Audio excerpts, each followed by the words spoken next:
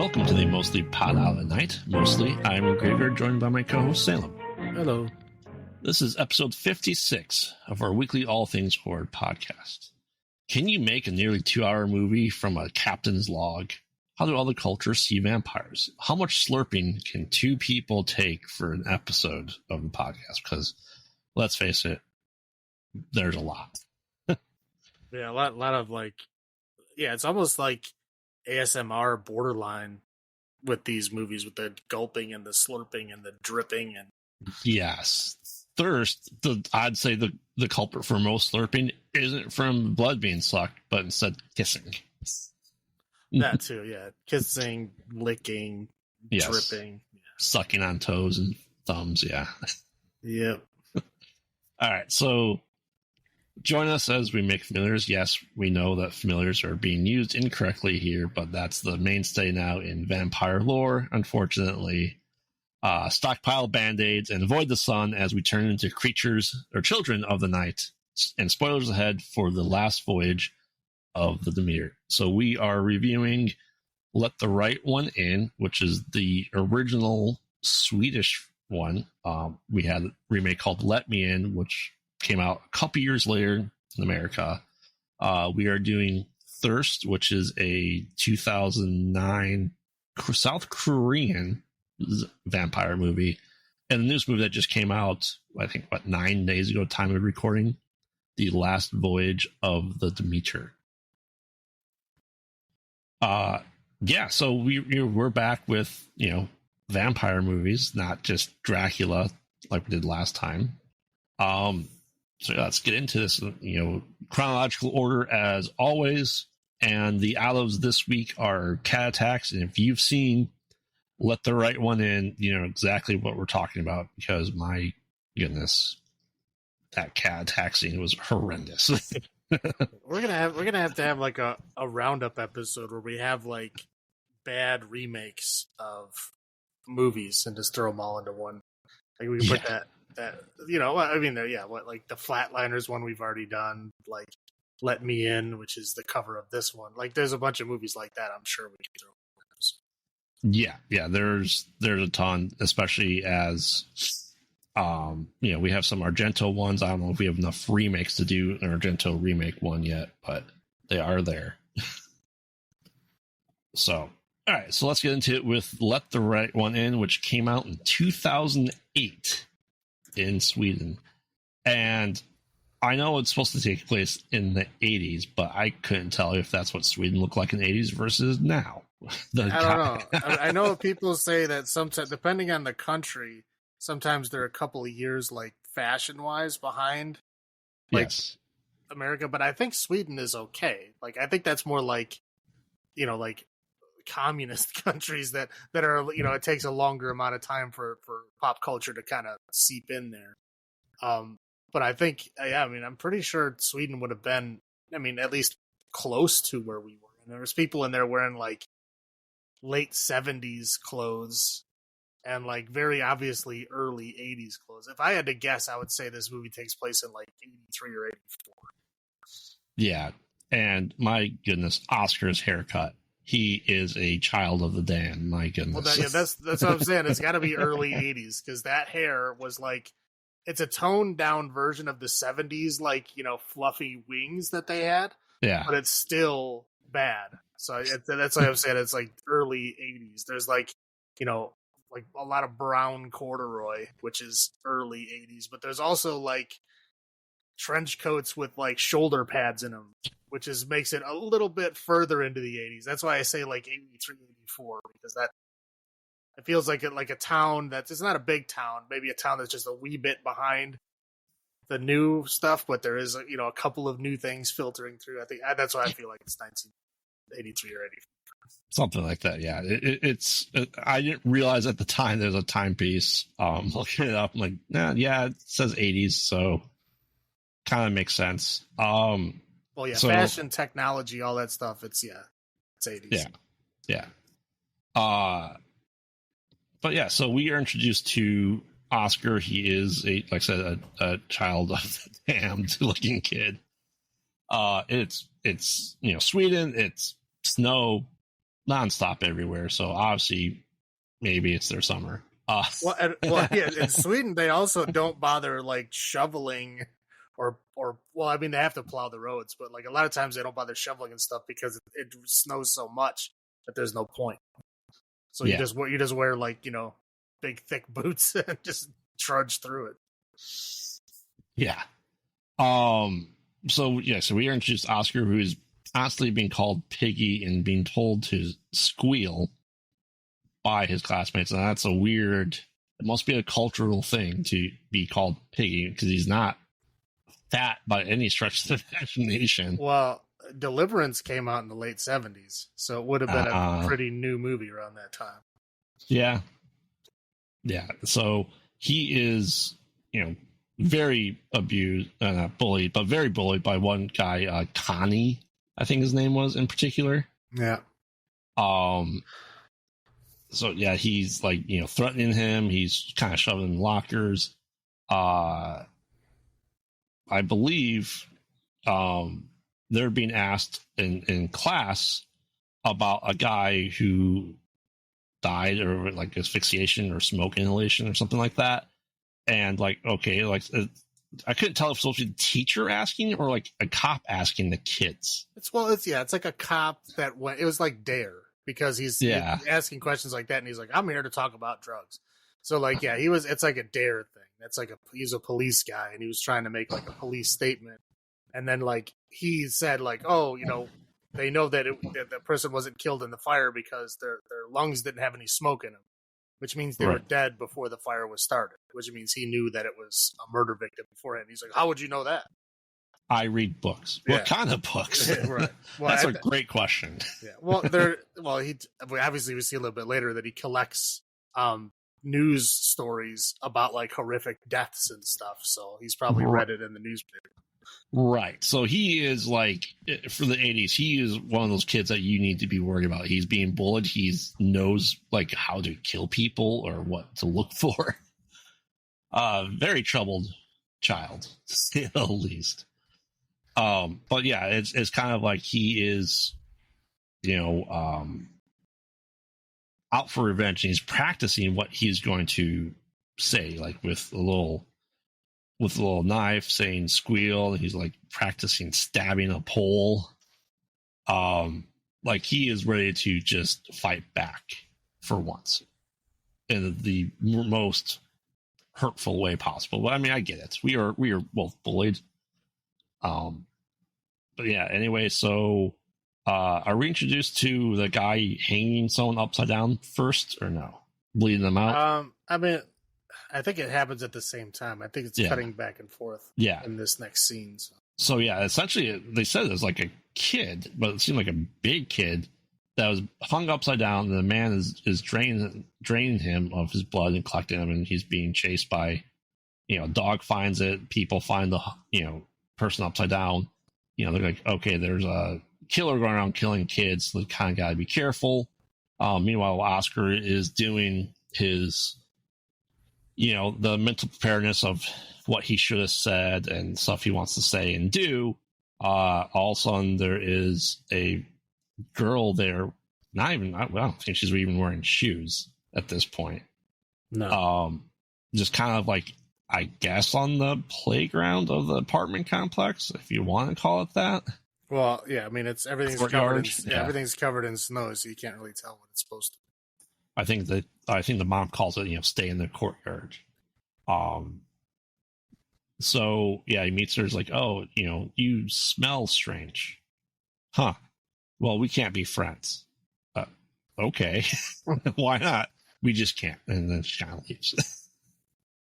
But she mentioned that she knows, oh, I live right next to you. How do you know I live there? That didn't really answer. She's like, oh, I'm here with my dad, who is like almost grandpa age compared to her. I'd say pretty elderly to be her dad, but it happens. They find out they have like a room, the adjoining wall, shared wall to the rooms. I think just kind of over time, there's a little bit more interactions. They learn Morse code, the skip, the long, and stuff like that. But they're able to clearly talk to each other in normal voices through the wall. Which I don't know about that. Like, he has to put his ear to the wall and concentrate to even hear like mumbly voices. I don't think they can talk to each other. Okay. But yeah, he's out in the courtyard, and there seems to be more friendship going on there. Yeah, so and like that stuff like that. So then he's talking, he's still getting picked on at school, and as you said earlier, that you see him clipping out newspaper articles and stuff like that of murders and stuff like that, kind of just reading them and like cutting them out, very serial killer ish.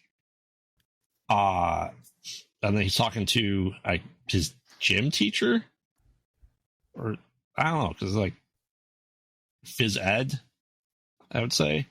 Sure. He wants to join weight training because he's getting bullied and wants to be able to fight back. Coach, whoever coach, let's just call him coach, says, oh, you don't have to sign up, just show up at like 8:00 at night or whatever it was. So yeah, he's like, okay, so he starts kind of training to, start bulking up, even though these kids aren't really bigger than him. They're just three of them, always led by the one a-hole being Connie.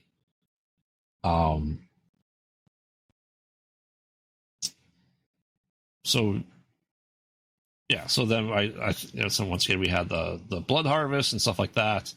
And then a guy sees something outside. Oh, sorry. We see Ellie. I don't know how they say it in that movie. I don't know if they say Ellie. It's spelled E-L-I, but they say Ellie. So yeah, Ellie, who kind of sees a kid jump onto a man and start attacking him, and I think this is pretty sure that is your monogram for today, the Jock the Iceman. Right. And lonesome guy with a lot of cats happens to see it and doesn't really say anything, right? Well, at that time. He tells people later, yeah. After the fact, after they see all that stuff. So, doesn't say anything. That man is eventually later found because he's thrown into an ice hole and becomes frozen. He is exhumed later on, but we're getting kind of ahead of ourselves. Anyway, so, we see that Ellie's presumed dad is still making kills, traps a kid. What is he? Was he in the changing room? Well, yeah, he went to like the school and he was waiting until all the kids left after like basketball. Yeah. And then he went they don't show how, but he somehow captured one of the kids and knocked him out and then hung him up in the locker room and was about to like, cut his throat and drain him of blood, like he did the other kid in the forest. But as soon as he does that, the other kids start banging on the windows and banging on the doors. Like they know he's in there. And then the kid wakes up and starts screaming for help.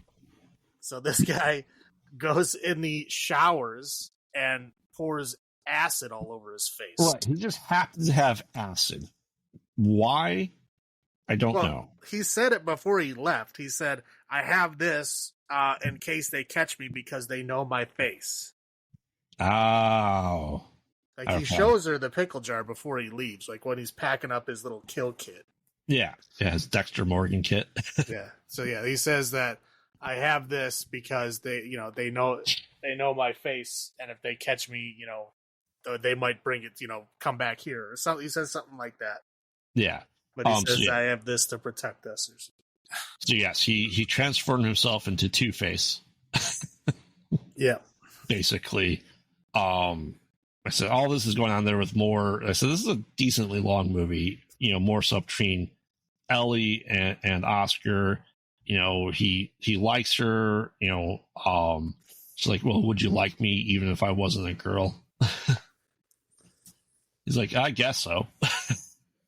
Well, again, they're both 12 years old. Right. Well, if you're looking for awkward love conversations, yes, Yes. this would be the time. Yes. So anyway, Ellie does go to the hospital. She's like, "Oh, my dad's here." It's like, "Oh, he's on floor 7, the restricted ward." She goes, "Oh, okay." And she walks out, and the nurse is like, "Huh, she's not wearing any shoes. I should go follow her." And then she's gone because she is now at the 7th floor window where we're calling her dad is being there, and he has, a breathing apparatus. She knocks on the window saying, "Can I come in or let me in?" He opens it, and she proceeds then to just bite him and drain his blood and throw him out the window. So kind of that's a big piece where that's not really seemingly her dad. What we're said correctly going to say familiar at this point in time. Because of Blade and all that stuff and what we do in the shadows, you have human familiars that clean up the bodies for you, that give you blood as necessary, and find victims for you, right? So anyway, then Ellie then goes to Oscar's window and says, "Hey, can I come in?" And he's like, "Yes," and then proceeds to get naked and go behind him. She's like, "Don't turn around, whatever you do." Just kind of start talking a little bit, and he goes, "Hey, do you want to go study?" She's like, "No, I want to keep things the way they are." "Well, what's going to study?" "It's the same, be my girlfriend, but I'm not a girl," she says. He goes, "Okay, so," and then decide they're going to go study. Later on, then we get a scene where like all the kids are going onto the lake and they're being split up by who can skate, who can't. Primary school, lower school, I think they said, and then middle school, based on all that stuff. So they're kind of skating around while this is going on there. The boys come up to Oscar, who has, like, would you say one of those? It's not a stick, or it's a metal stick. It's kind of like one of those warning flags that are like on the metal pole. It's a poking stick. It's a poking stick. Yeah. Poking stick. Teacher goes up and, some girls or whoever, some kids have to go to the bathroom. He's like, "Oh, just go by the tree." On the ice. So what? Who cares? Go do it. Well, yeah, he says, "So you'll make some more yellow ice." Yeah. Classic. Yeah. Classic. Yep. Yes. And they're going to the bathroom, and, so they don't see what's happening where, Connie goes up to Oscar, and Oscar just whips him right across the head, bursting his ear, seemingly. And yeah, good, kind of good for Oscar for standing up, because they were going to try to throw him into the holy ice. And they could, "No, you mean hole?" Like, it's really weird. Like, the gym teacher is being told how to say it properly in Swedish. I don't think that the gym teacher was a native Swedish speaker. Okay. They didn't really go into that, but the way that he said it, he didn't think he made a mistake, and then the lady came up and said, "Oh, the way you said it, it means holy. You have to say hole in the ice," and then he reset it, saying, "No, not holy, hole in the ice." So yeah, again, you got to read into it, but I think he's not a native Swedish speaker. Yeah. So then the kids were just going along with that joke. Again, it seems like there's a lot of in jokes for a Swedish movie. Again, there might be stuff we're not getting. I don't know, because it's Swedish. Right. We did watch these. I watched them with subtitles versus, I don't know if there was a dubbing. No, I listened to each line, and then I went to a dictionary and looked up. Exactly. I did my own translation. Okay. That's commitment. Well, it would also take me a month to watch the movie. I know. So yeah, at first I thought Connie was faking, like he wasn't actually hurt, but no, his ear was like split open.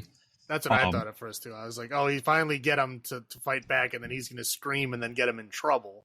And right. I was like, "Oh no, there's blood." Okay, no, he actually did get hurt. Yeah, the female, whatever, teacher, assistant, whatever, went to Connie and just kind of looked at Oscar, and he didn't really do much wrong.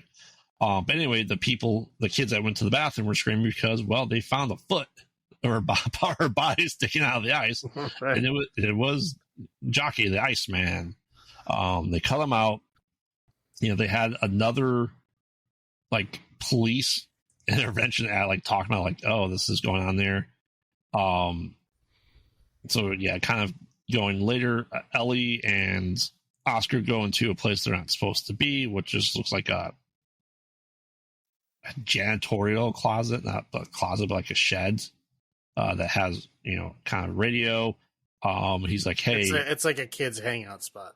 Yeah, it's for older kids. Yeah. Well, yeah, like a high school kid hangout spot, and they're like 12. Right. But and then they're like, oh, Oscar's like, we should essentially be blood brothers, or blood whatever, right? We're gonna mix our blood, and does the thing that everyone does, because the palm of your hand is the worst place to cut for it to heal. Yeah, anybody who's ever had a cut in the palm of their hand knows you would never ever cut the palm of your hand on purpose. It sucks. But every time you move your hand, it reopens, and then you have to like start the healing over. But every movie, every TV show, when they need to get blood, especially with vampires, it's always cut the palm of your hand. If you're like, and we need to do a blood ritual, a blood spell, supernatural all the time, just slice your hand open. Yeah, and then the next scene, they're swinging a sword around or whatever. Like your hand is totally fine. Like you would not be able to use that hand for a while, buddy. Yeah. And he goes, it's okay, just prick your finger. I'm like, we didn't have to slice your hand open. He's like, prick your finger and dip it in there. I'm like, what are you talking about? I never once had that inclination as a kid. I'm just throwing this out right now to cut my hand up and then mix blood with someone else. I'm not either, but I didn't have any friends growing up, but if I did, I would not want to mix blood with them for sure. Right. If someone you like, hey, let's be blood brothers, slice. Yeah, exactly. Okay, weirdo. I'll see you later. I'm just going this way now. But yeah, so she doesn't do that. She's kind of starts lapping up the blood a little bit. But she's realizing that she is an uncontrollable rage now. Like more confirmation for at least Oscar that she is a vampire. Right. Yeah, she has a flash where she looks like a 40-year-old woman for a minute. Yeah. Yes. But it's only for like a second, and then she goes back.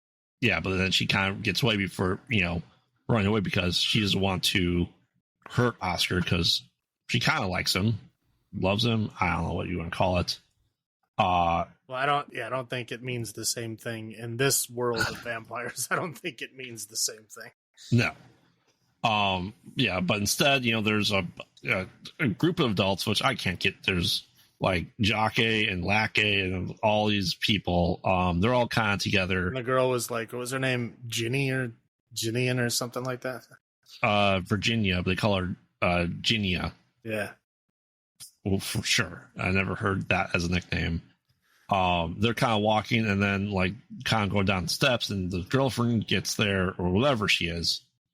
Guys talking about like, oh, that guy that was dead was his best friend. He has nothing left in this world. Nothing.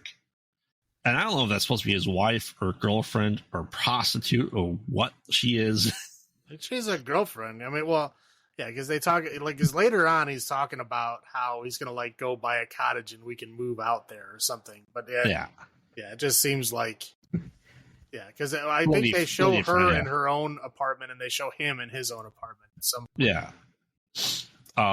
But yeah, she's like, oh, well, and then all of a sudden, boom, kid attack. She is bitten by Ellie and then chased away. Right. So she survived a vampire attack. And you know what happens when you survive a vampire attack? Well, see, this is always a thing that fascinates me. It's especially weird with vampire movies for some reason. Yeah. Is that every movie they pick and choose what rules apply and what rules don't. Yes. Every movie does. I don't know what it is. Even if they're trying to like be a sequel or a follow-up or make a version of a book or something, they always change things around it. It's fascinating to me. Whenever I watch vampire movies, I'm always watching what the rules are for this specific movie because they always change the movie. So like this one, we have the vampirism is like an infection that you spread through a bite like rabies. Realistically, more so, like Hampathy, werewolves is generally you survive a werewolf attack, you become a werewolf. Sometimes vampires usually either you have to die or you have to also drink their blood. You have to do a blood exchange. Right, it depends, but they mix them all around. And it's like, sometimes silver hurts vampires, sometimes it doesn't. Sometimes it only hurts werewolves and, vampires or other things. We have the whole, like, inviting the vampire in thing, right? Mm-hmm. Most vampire worlds just throw that rule out. Like, again, like, this one specifically leaves it in. And, like, I mean, later on we see, like, if there's actual consequences. Like, we get to see what happens if they don't. Right. And, there are things that explain that in other lore that I really enjoy. Well, we can discuss that later. Right. But I want to say, like, the most rare one that I've seen them actually enforce is a vampire is unable to go across running water. Yes. I very rarely have ever seen that one enforced, but a lot of the other ones are right. Usually common for them to say, like, oh, religious things don't have any effect on me, or garlic doesn't have any effect on me. Those are pretty commonly forgotten about. But yeah, like the inviting in and the vampire is an infection instead of a decision. All of these things. Right. It's just interesting to see the different rules. I always pay very much attention to that. Right. I think the running water is. I think I've only seen it in Blood and Chocolate.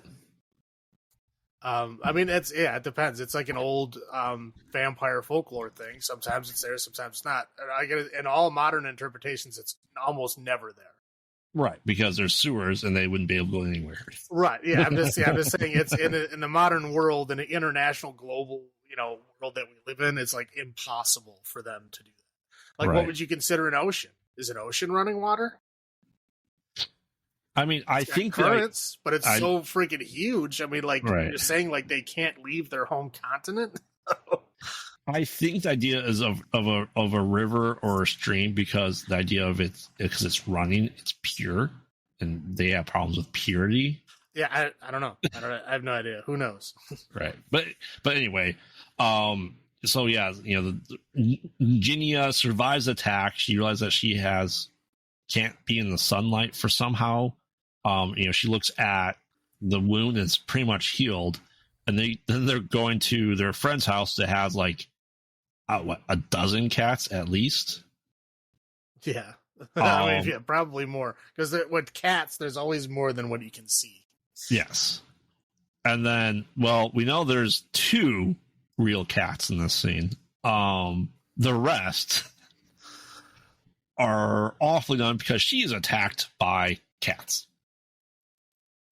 Like, bitten, thrown. She's trying to get away and falls down the stairs and everything, though she's like hospitalized from the cat attack.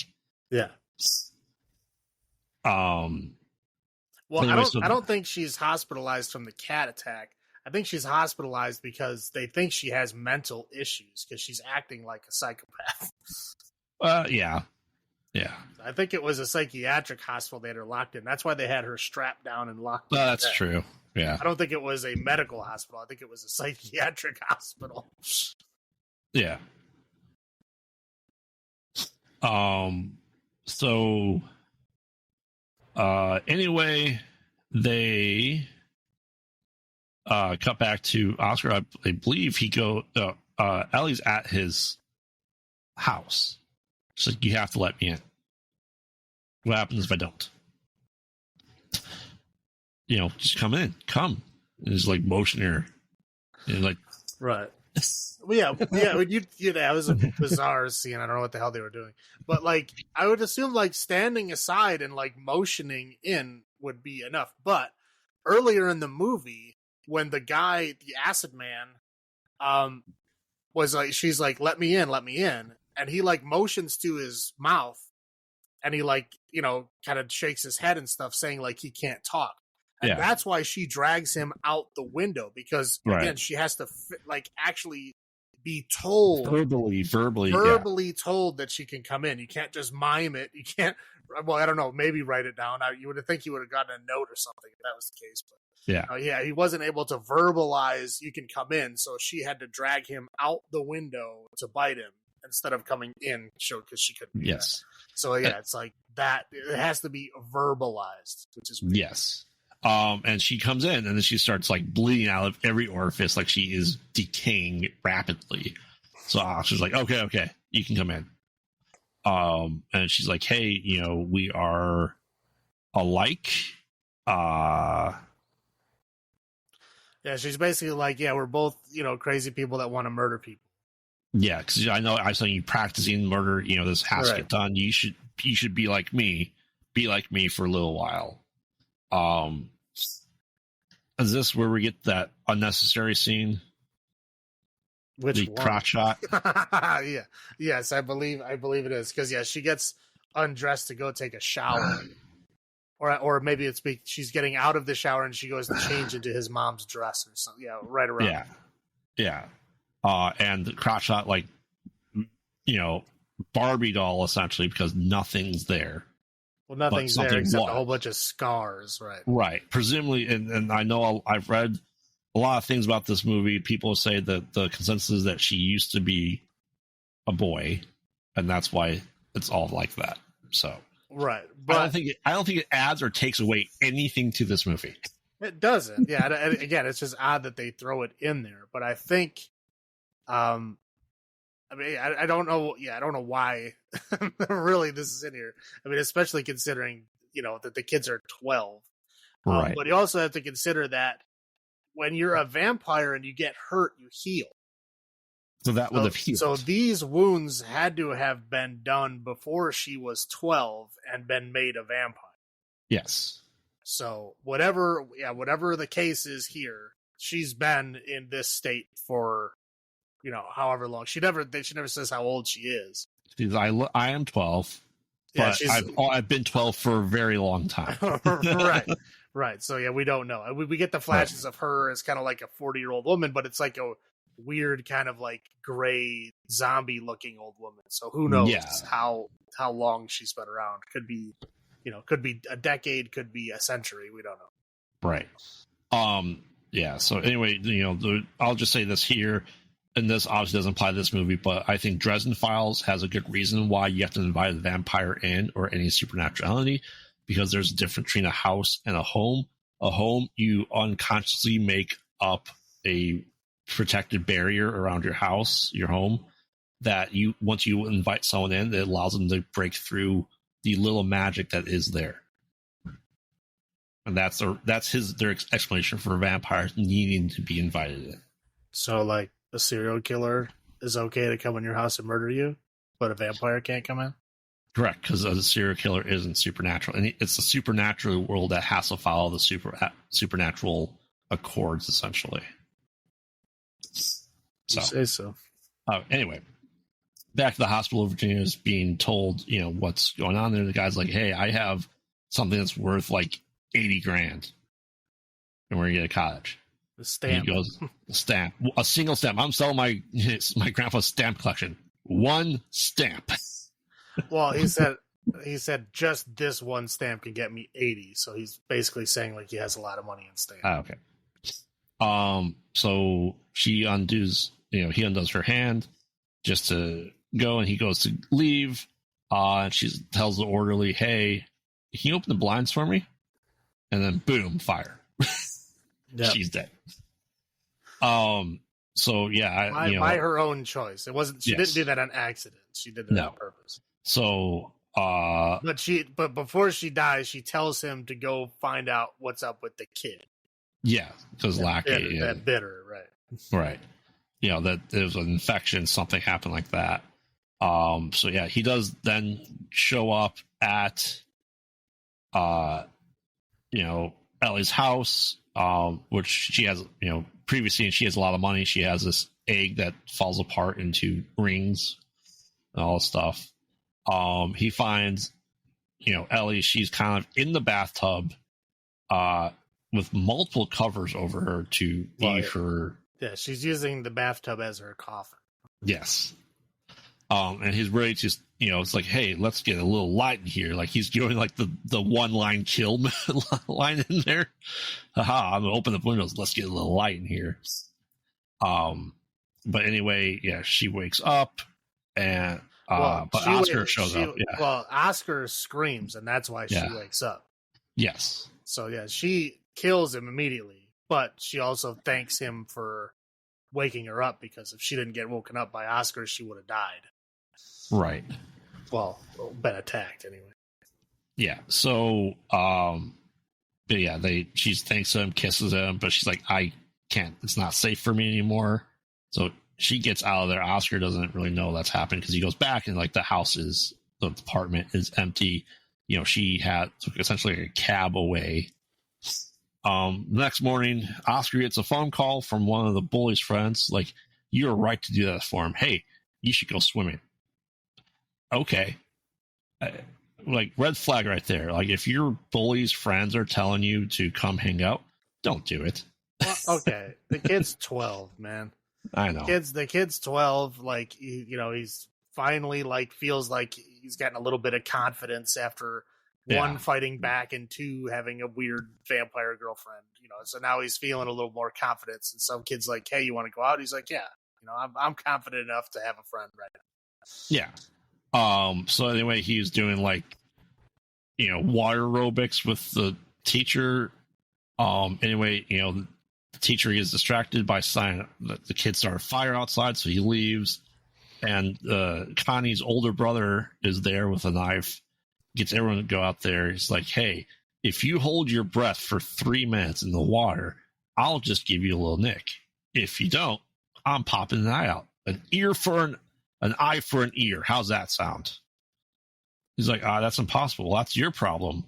Yeah, well, the guy is like in a leather jacket and his hair is all like perfect and shit. And I was like, "Okay, come on in the water then." Yeah. He ain't gonna go in the water. No. So he kind of just swim around in the pool until the teacher comes back. It won't be that long. Right. So yeah. One of the other bully's friends is like, "Okay, this is clearly we're killing him. And he's not okay with it." So he's kind of like crying on the stands, which rightfully so. Everyone's like, "Okay, this is weird. I should have gotten my 25-year-old brother to do this, to threaten this kid." So he's holding Oscar underwater. All of a sudden, there's commotion up above. We're still kind of seeing everything from Oscar's point of view underwater. Clearly, a head is thrown in there, bloody. Bully's, the brother's arm is there flowing down. He gets pulled up, and it's Elish. He's killed everyone except the kid that didn't want to have anything to do with it. And then, Oscar, we later see Oscar traveling on a train by himself with a box, and there's Morse code. I'd look this up. Because I don't know Morse code, she taps the word kiss, and he taps back small kiss. Presumably taking over what was her father's position, which I'm assuming was what will happen to Oscar as well. Well, yeah, again, I don't know. We don't know the motivations of the guy. The guy obviously wasn't under her control. Because he was asking her, like, "Hey, don't hang out with that boy. Hey, what is wrong with you? You're supposed to, like, stay safe." Right. But end of almost 2-hour movie.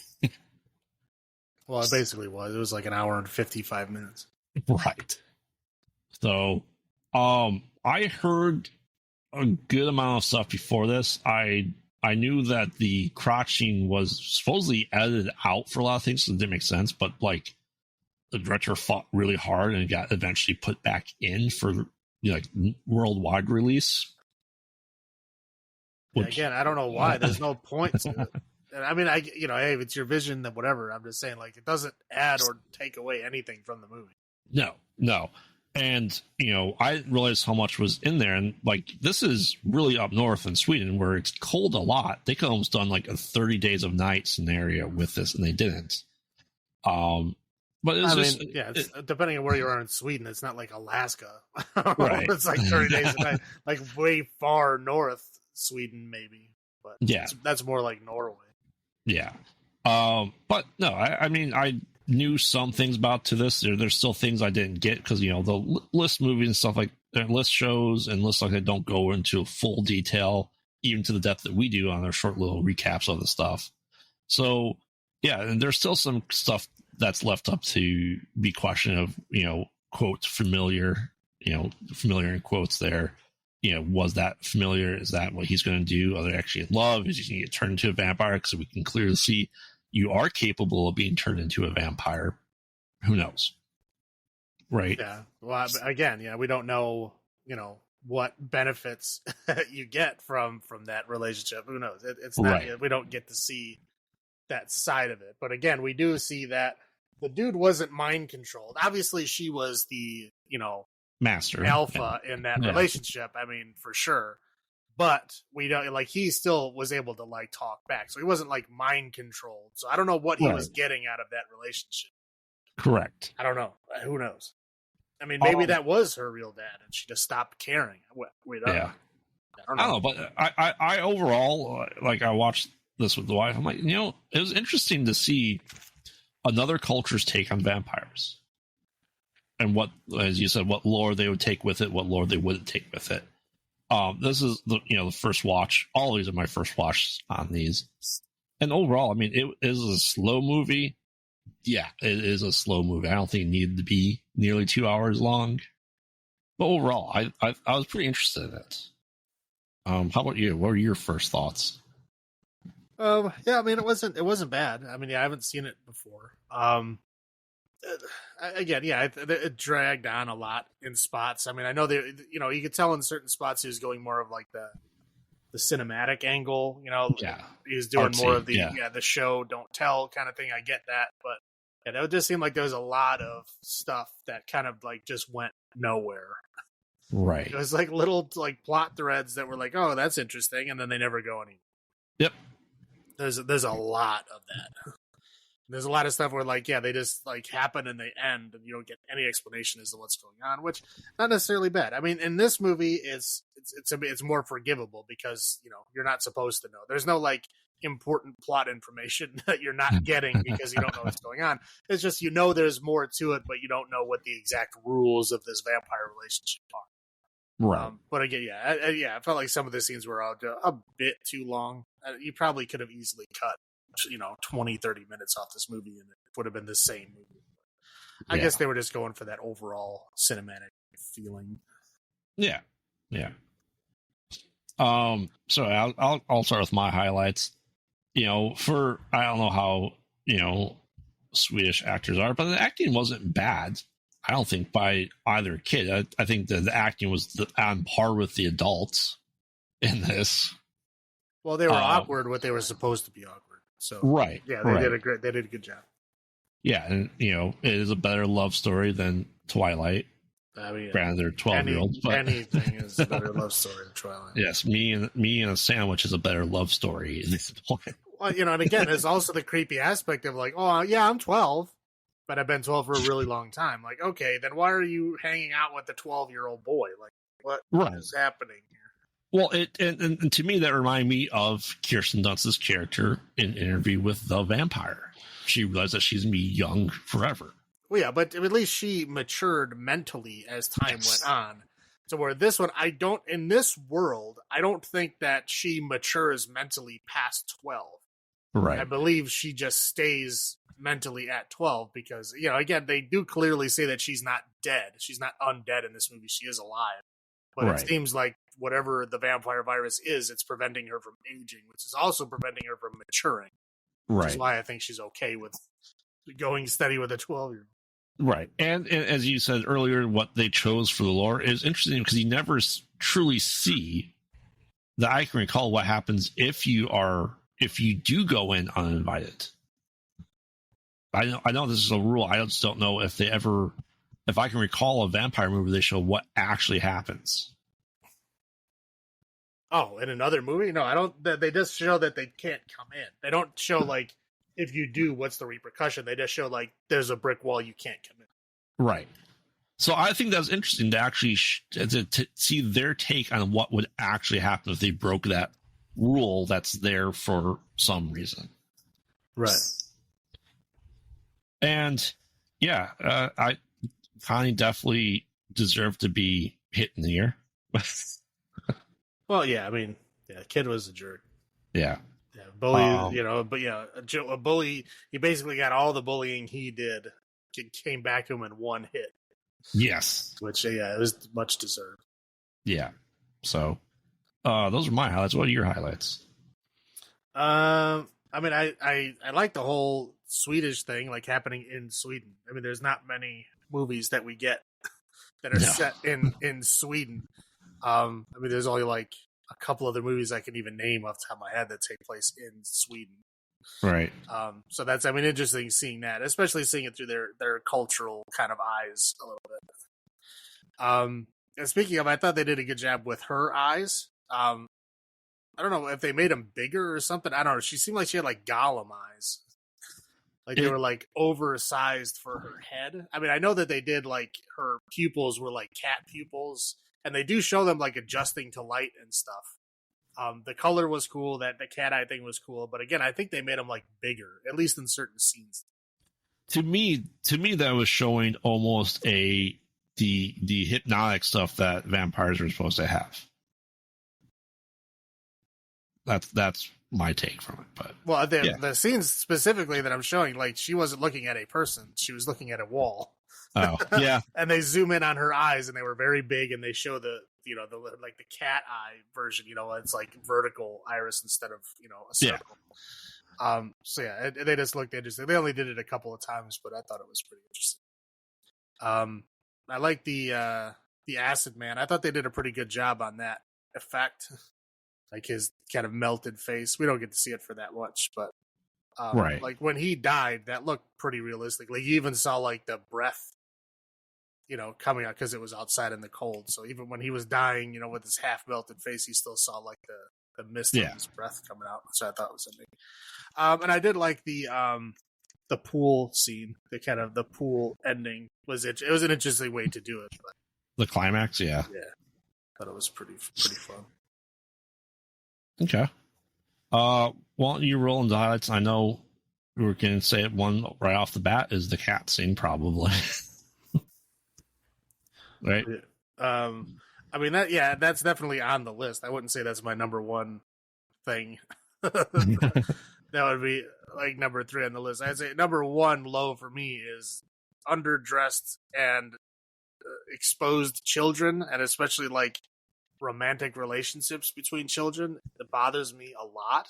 Yes. And this movie, a lot of the plot revolves around that. And it, again, spoken words like relationship intimacy, I'm okay with that kind of stuff. But like when they show like naked children together or like children in their underwear, I get freaked out. And I don't. Yeah. I don't like watching it. And I was like, I gotta cringe away from it. And they did that. They did that a lot in this movie. Yes. Obviously, bullying kids suck.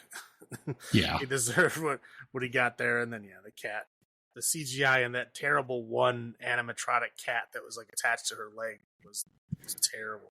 That was like to that point you're talking about. His face that was done well, but the cat scene was awful. So like they spent all their money on his face, right? Yeah. And then like, oh crap, we gotta do cats. We'll have a puppet one attached to her leg, and the rest will just be CG. And we'll have 2 cats that are doing nothing. Yeah, like you can say the cats. The real cats are just sitting there calmly on the back of the couch, like what's going on, and like all the cats that are like hissing and freaking out are all like bad CGI. Yes. And then like they show them all like jumping on her, and then they have a close up of one on her leg, which is very clearly like a Teddy Ruxpin lookalike cat that's moving like super slow. It's like a very badly done animatronic. Yeah. Yeah. I mean, do you have other little points or just those? That's it. Yeah. I mean, definitely the cat attack. That's why we have the out ofs being the cat attacks. Like I said, I knew that cat attack scene was in this movie and it's supposed to be really, really bad. And then seeing it and you go, yeah, it really is. Also agree with the kids being naked and having their show. Like I said, that obviously pretty sure it wasn't, her, but I don't need a crotch shot of even a very old vampire 12-year-old. Yeah, unnecessary. I don't need the weeb excuse of like, oh, she looks like she's 10, but she's really 1,000 years old. No. I don't care. I don't care. Nope. If you look like you're 12, to me, you're 12, and I don't. Yep. See it. Yeah, that scene even though it was very, very, very brief, unnecessary to the movie. Didn't need it in there. Correct. So, Well, I would say all the child intimacy in this movie is unnecessary, and I would rather not have it. yes. Yeah. All right. So I'll go first for a number of cat attacks out of 10.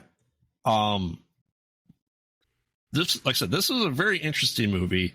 When we're going to do the remake and see how kind of it compares to it and see how bad we botched it up in America. And I think it was one of Chloe Grace Moretz's one of her first movies too. Like that kick-ass. I'm not a huge fan of it. Yeah. Am I upset I watched this? No, not really. It's on the list. It's been on a lot of lists. It's been on our bucket list. And we want to do like what most people consider good vampire movies for this episode. I will give it 6.5 cat attacks out of 10. How about you? Again, there's things that I don't like about it, but I think overall it was decent. I wasn't upset that I watched it. Yeah. Did I watch it again? No. It's a one and done. Yeah, it's a one and done. So I would give it 5 cat attacks out of 10. Okay. All right. Well, then I'll hand it over to you, Salem, to the crazy ride that is the South Korean movie Thirst. Right. It came out in 2009. Sounds right. Yes. Okay. So starts out with a guy who's a priest, a Catholic priest. And he essentially works at a hospital and gives like last rites to like, people that are dying in the hospital. Mm-hmm. And he joins up for an experiment. And now this experiment seems to be just like a suicide thing. Like 500 people sign up for this. They basically give them a vaccine and then inject them with the disease. Leprosy, it seems like. Well, it's some form of, it's got a different name, but it's like, it's close. Yeah. It's like, yeah, it's categorized by like the, you start getting all these blisters all over your skin, and eventually the blisters merge. And then as they get more and more prominent, then they start occurring inside your body, and then they merge and essentially like burst your organs from the inside. So essentially he gets injected. 500 people in this trial get injected. 499 of them die. And he gets, all these horrible, horrible blisters. He's trying to play his flute that he has. His organs explode from the inside, and he shoots blood through his flute onto the ground, and it seems like he's going to die. So they bring him into like the thing, like a last ditch to save him, and they give him a blood transfusion. And the blood transfusion miraculously doesn't necessarily cure him, but makes him better. So where like he survives. So out of the 500 people, he's the one person that survives. And I want to say what's weird about this is it's Africa somewhere. Yeah, I don't know. They said that like 0 Africans have died from this, and everyone is Caucasian or Asians that are dying from this. Right. Yeah. Again, there's a whole bunch of this whole experiment doesn't make sense. This whole beginning part of the movie makes 0 fucking sense to me. But okay, that's how we got here. That's how he gets blood. Yeah. Right. So that's how he gets his blood. So basically, after he gets out, like a lot of people start seeing him as like some kind of like healer saint, because he was like the miracle person that survived. They're all like, oh, touch my kids and cure them, kind of thing, blah blah. So he's all bandaged up like the Invisible Man. Yeah. And because he still has the blisters and stuff. He's just survived, so now he's like normal, but he looks, freakish, whatever. Right. So he, over time, basically figures out that he is a vampire, that he's getting like these super heightened senses he can like hear things happening from like blocks away. He can like hear every conversation in his whole building. Like all of these things are happening, and he starts getting like this hunger, and he can't figure out what it is. Blah blah blah. And eventually, he decides he's gonna drink blood from people, and he's basically drinking it from this guy who is in a coma in the hospital that because he knows because he works at the hospital. And the guy was like, when he was alive, his one greatest pleasure in life was like feeding the hungry. Right. So he decides, well, since he wanted to feed the hungry, he can feed me while he's in a coma. He would approve of this. So he like sets up an IV and like drinks it. And when he does that, he's completely healed. His blisters completely go away. That he basically becomes much healthier, much happier, and stuff like that. But he also starts like, I guess, craving, things that are like more from the animalistic side, right? So he goes to help. This one lady like kind of forces him to come and help her son who has cancer. He goes to the hospital, prays over the son, and she realizes, oh, you're this kid that we used to invite. Oh, you're an orphan kid we used to invite over for dinner when we were younger. So like, oh, we're kind of sort of old friends. You should come over and play Mahjong. I think that's it. Is that Mahjong? Yeah. They're playing. I don't know how that game works at all. It seems kind of like dominoes, only it seems like a mixture of like dominoes and gin rummy. Yes, and you throw your tiles down. Yeah. Right. Yeah. So I don't know. But yeah, but like there was nothing happening in the middle of the table. You were holding all their pieces, and then you just call it at the end, which is kind of how like rummy works. I don't know how the game works, but that's what they play all the time. They play it a lot. So. Yeah. Anyway, so he goes over and he starts playing with them, and they just sit around and drink and get happy, and basically figure out the guy that had the cancer, he's now cured. I don't know. I think that was just an excuse for him to get into the house. We don't really hear anything about his sickness again after that. Other than he's always cold. Yeah, other than he's always cold and he needs a hot water bag in his crotch or something. Whatever the hell is happening with that, I don't know.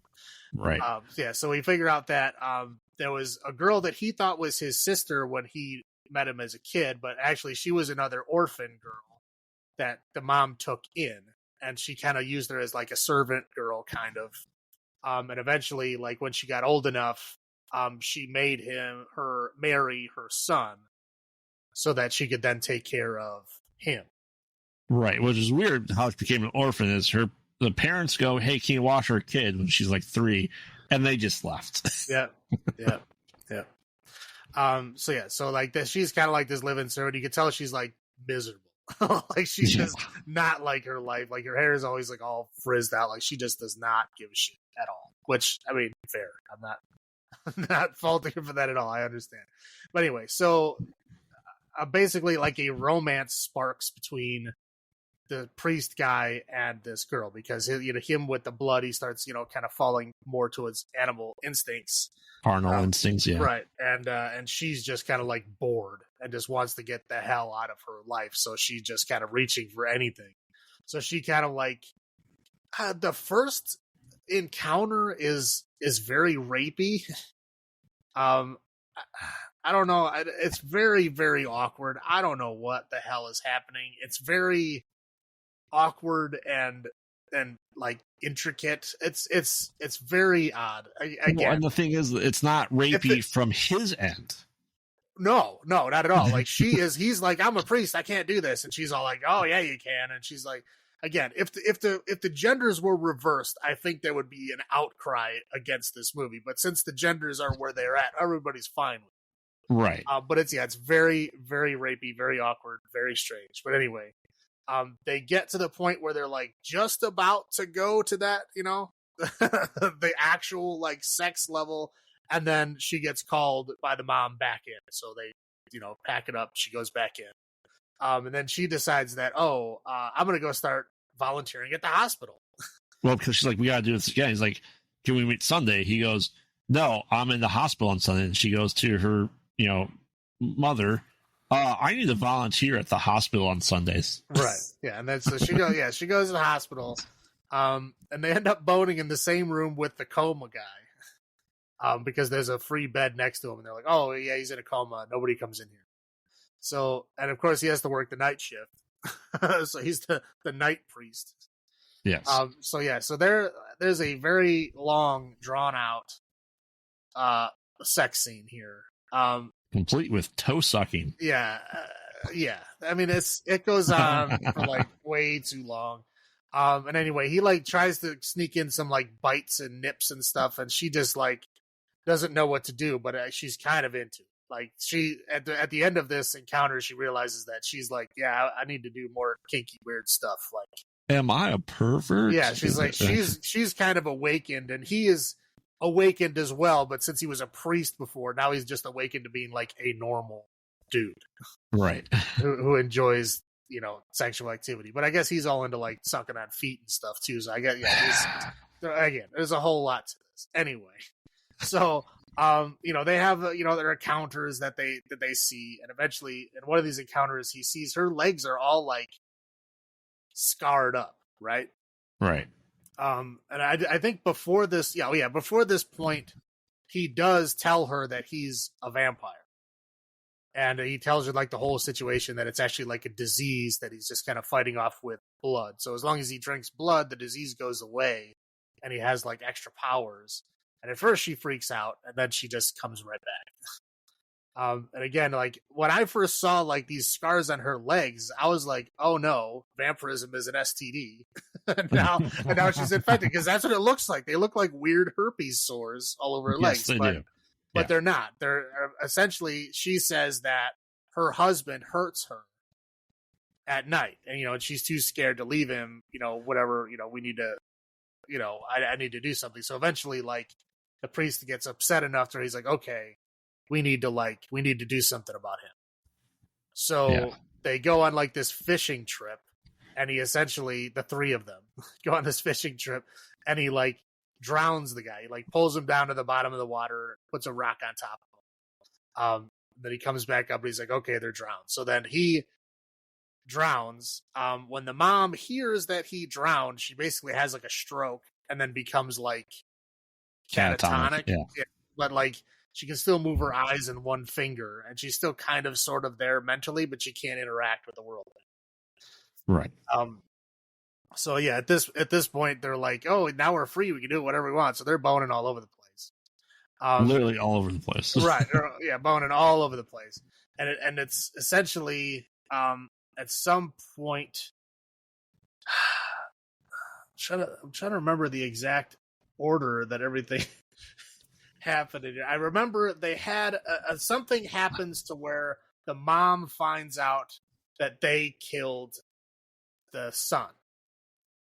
I mean, obviously it doesn't really matter because she's like, catatonic. But for whatever reason, it matters. Well, they find out because what happens is during one of their biting sessions, she slips that, because he slaps her, and she goes, "Oh, my husband," or Oh right, yeah, he never laid a hand. Yeah, he never laid a hand on me. So then he realizes, oh, she tricked me.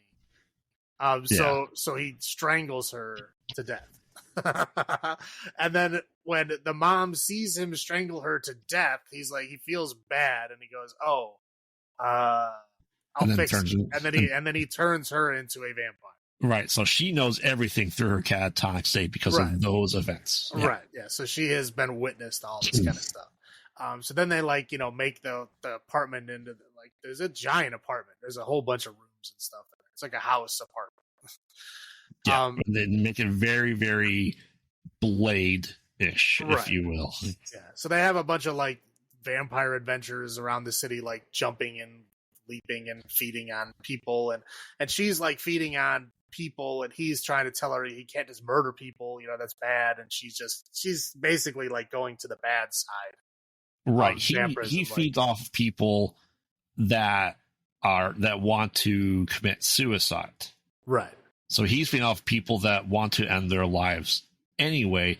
She is going around and just killing whoever she wants, whenever she wants. Well, yeah, but it also seems like he's taking blood and trying not to kill things, and she just doesn't give a shit and is just murdering everybody. Right. So they're all hanging out in their house, and eventually Right. they forget that, oh yeah, it's Mahjong day. So all the people come over to play Mahjong, and they're all playing, and then the mom somehow like figures out this code to where she's writing letters in blood, like on the table, on the chair, and on the one of the Mahjong tiles, because they figured out that they can do one blink for yes and two blinks for no, and so she's playing Mahjong with them. By like the one girl is holding the tile up to her eyeball, and then she blinks yes to keep it or whatever. Again, I don't know how Mahjong works, but Right. so it seems like hold or pass or whatever. Anyway, so she's doing that, and I guess while she's doing that, she's carving letters, and it's like, oh, you carved what is it, LD and K or something like that. It's like, oh, KLD, does that mean killed? Does that mean they killed your son? I mean, like, it was a hell of a stretch. Yes. There were like 3 letters to like an entire sentence. And they're like, is that what happened? And then they're like, oh, I can read eyes. I can tell what she's saying just by looking at her eyes. And then when she looks at, the priest with her eyes, they all like, oh, now he just knows that he murdered the son. Yes. It's all, to me, that's all bullshit, but whatever.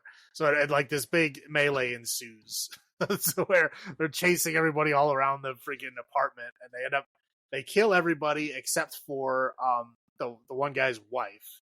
Because we're led to believe that the father, the priest, kills her, and he tells his very toxic girlfriend that he did, and we find out that no, he actually didn't. Right. Well, yeah, but we don't find out. She killed everyone else. Right. Yeah, she killed the 2 guys. And then he, supposedly killed the woman. But then he, for whatever reason, tells her to get in the car. He puts the mom in the car. He's like, we're going for a ride. I don't know why she would be okay with just getting in a car and going for a ride, but she's okay with that. And then while they're driving, she sees his like blisters pop back up, which means he hasn't fed in a while. And she's like, oh, why are your blisters pop back up? I thought you just ate that girl. And then that's when she realizes, oh, you didn't eat.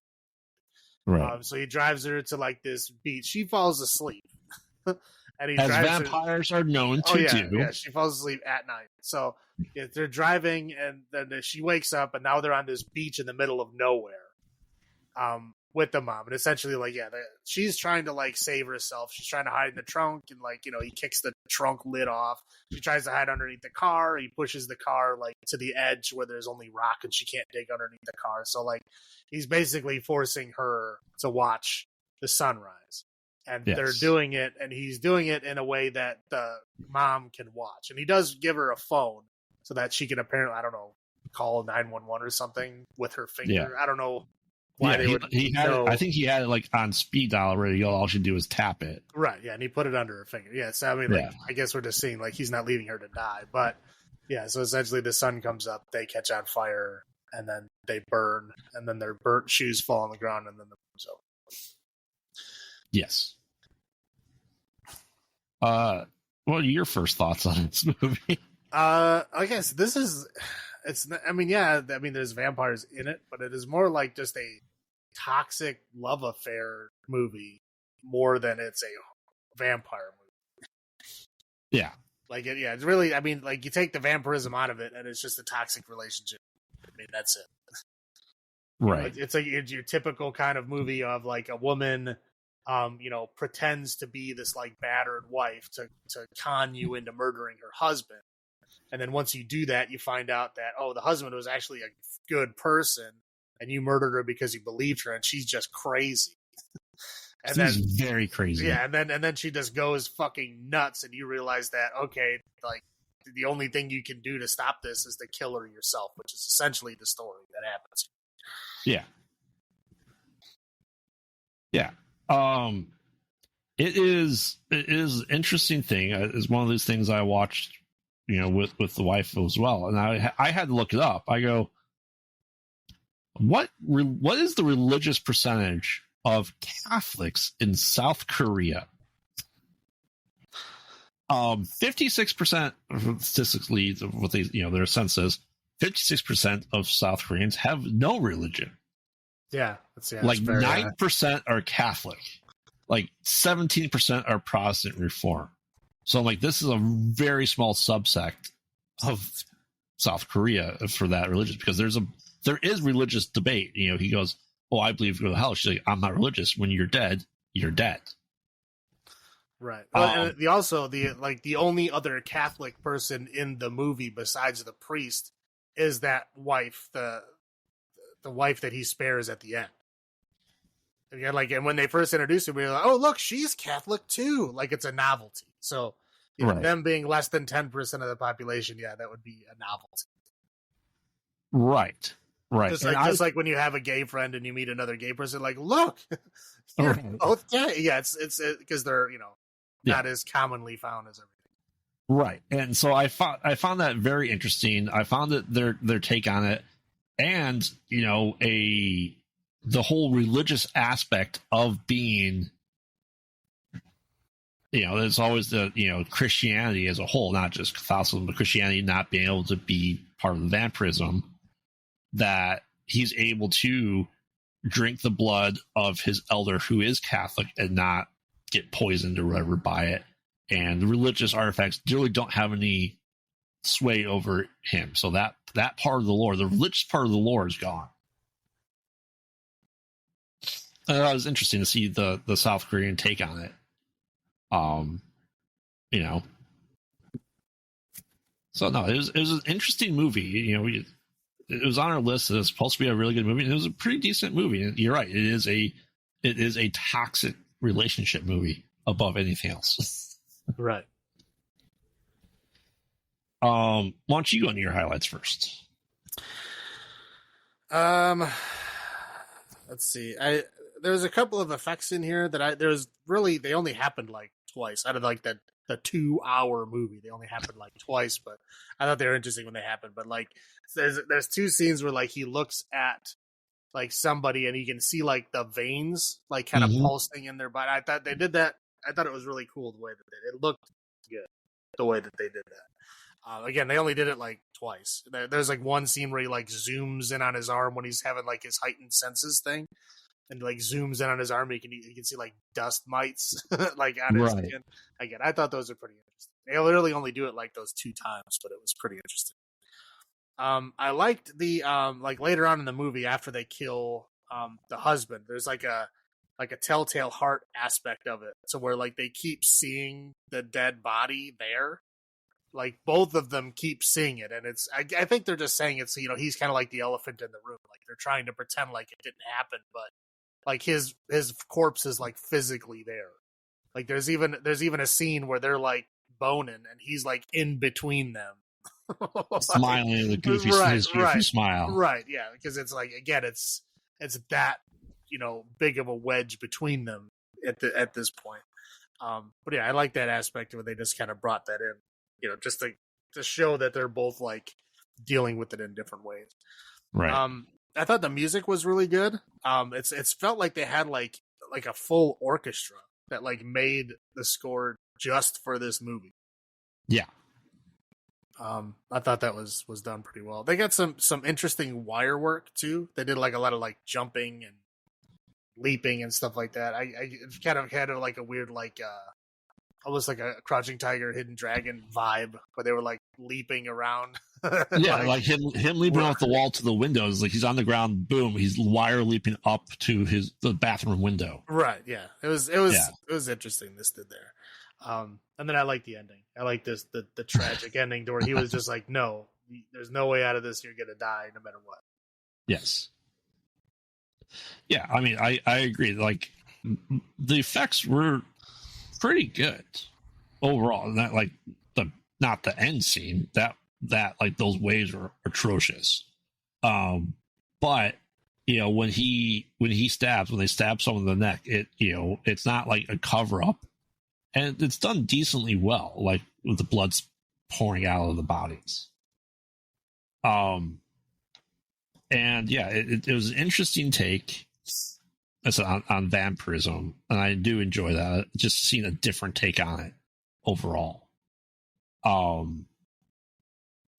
And you're saying telltale heartish, like seeing the husband's dead body remind me a lot of American Werewolf in London, where he kept seeing his dead best friend that he killed or was killed during the werewolf attack.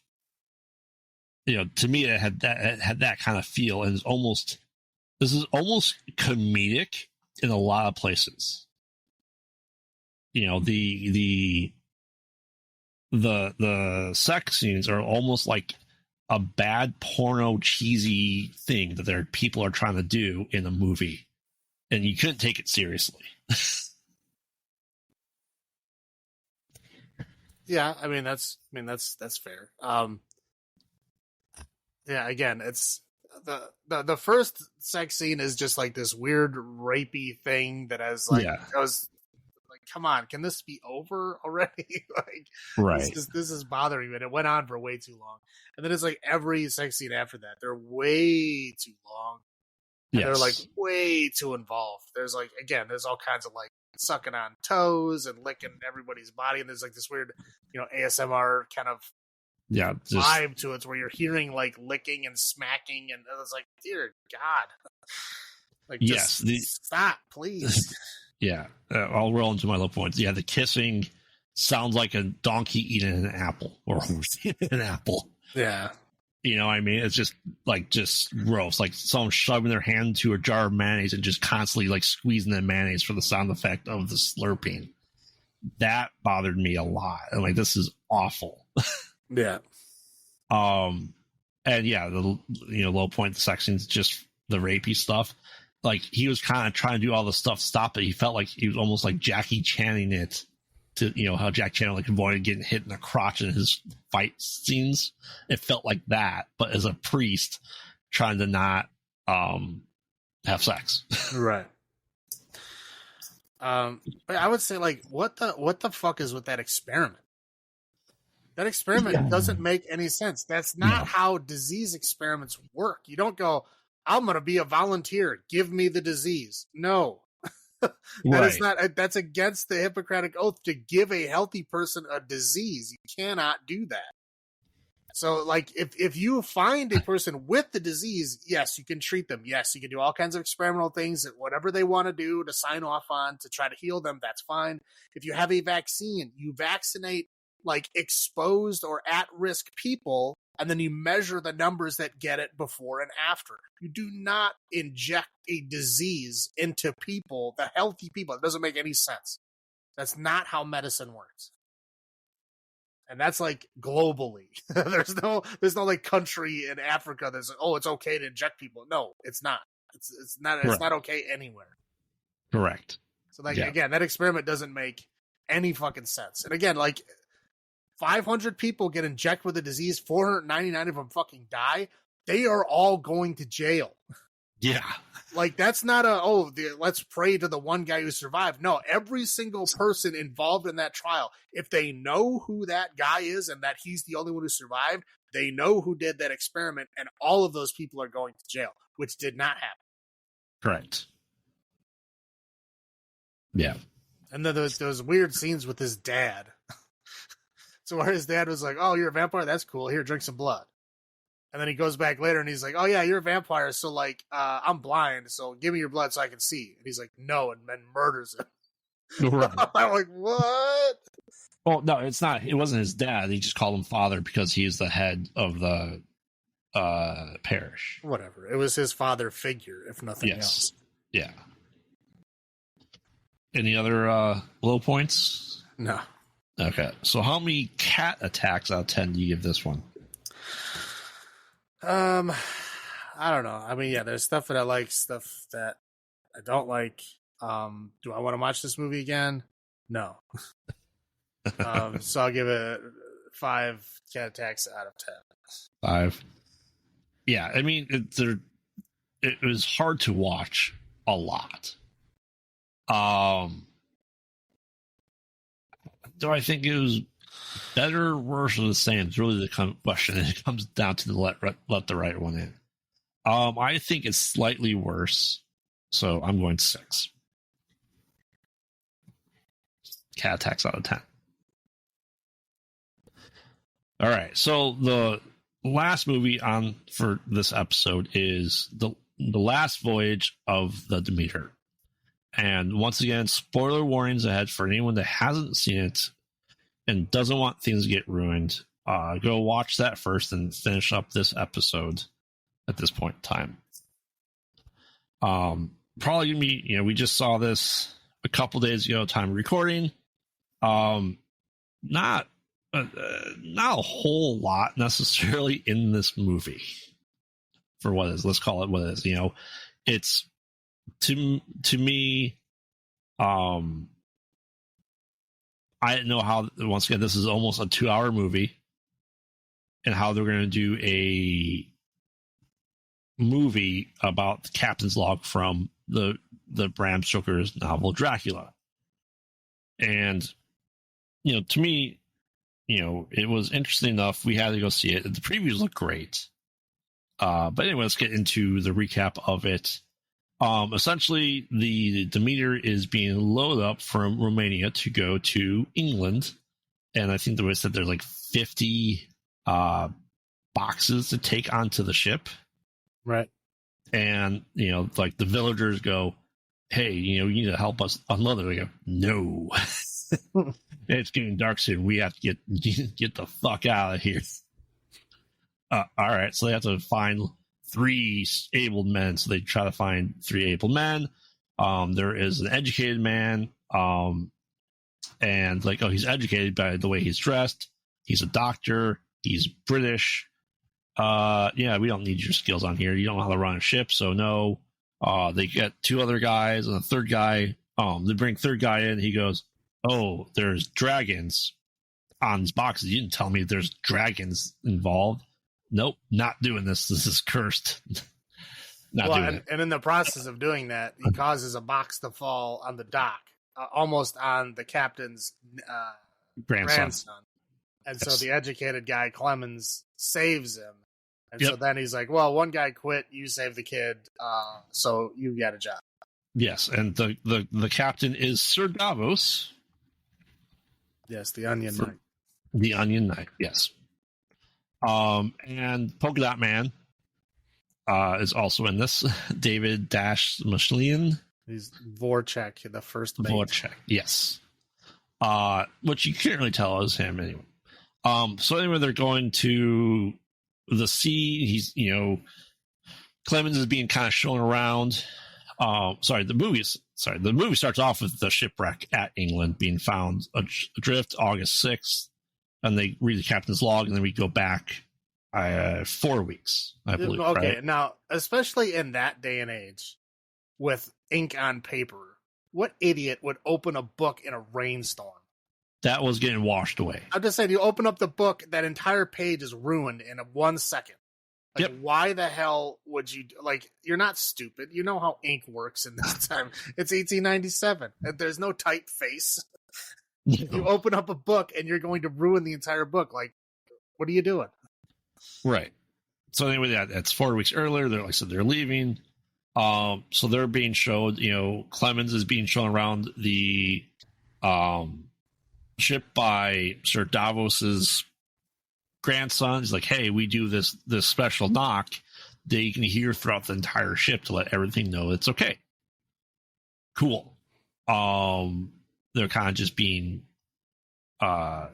shown around and being introduced. We get all the cast that is there. What they said, there's 9 men on here altogether, something like that. Their cook is very religious. It's like, oh, it's nice to see a religious person out here versus all these heathens. And just being shown around all this stuff. We have a good boy in this movie. If you don't want to see the good boy die, don't watch this movie. His name is Huckleberry. Yes, or Huck for short, as they said.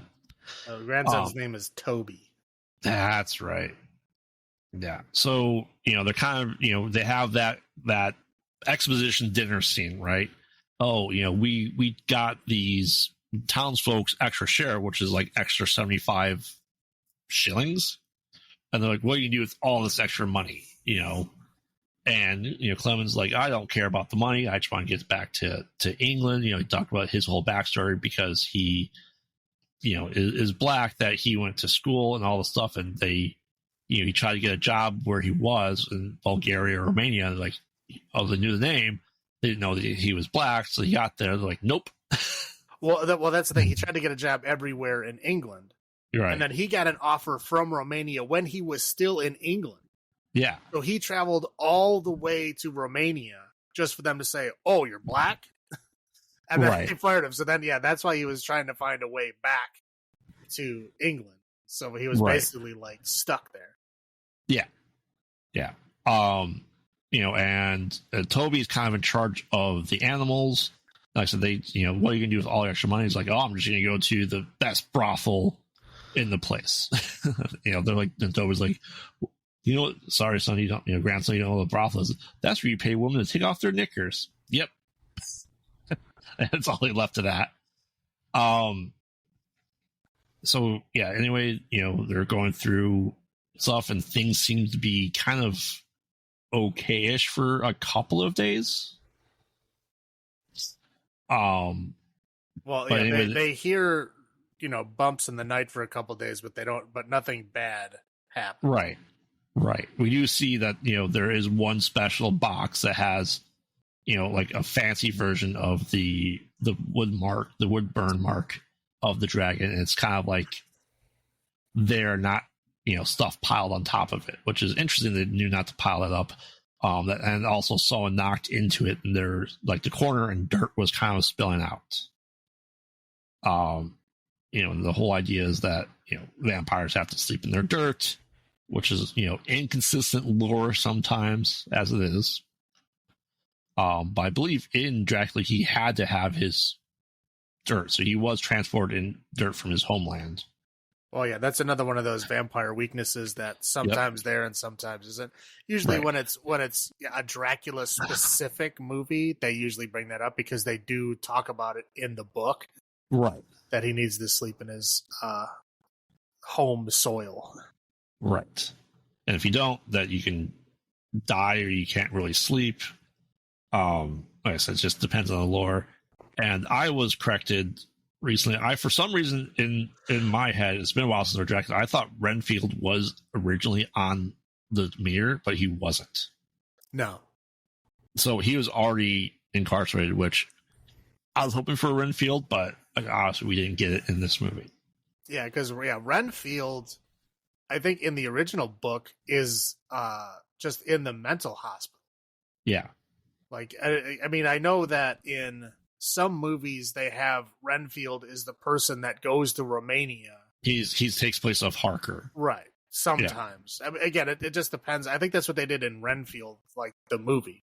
And also Dracula Dead Loving. But in Bram Stoker's Dracula, Tom Waits was already in the insane asylum. Right, yeah. So again, it's all over the place. The original story is that, Renfield is the guy in the insane asylum that is, I guess, most susceptible to Dracula's charm, right? Yes. And he's able to, like, convince him to do things for him. That's why he does that. Because he ate bugs and thought it gave him strength.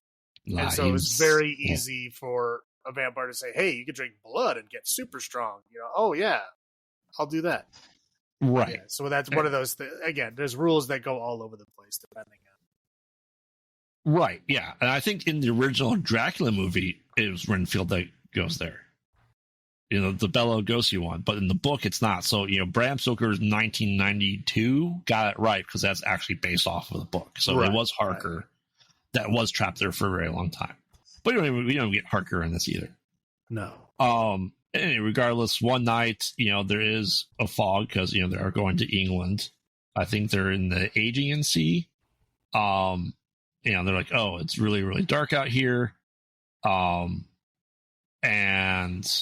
they're doing something. And a crate falls and breaks open up. Was one of the crew? No, the crew wasn't killed yet on this night.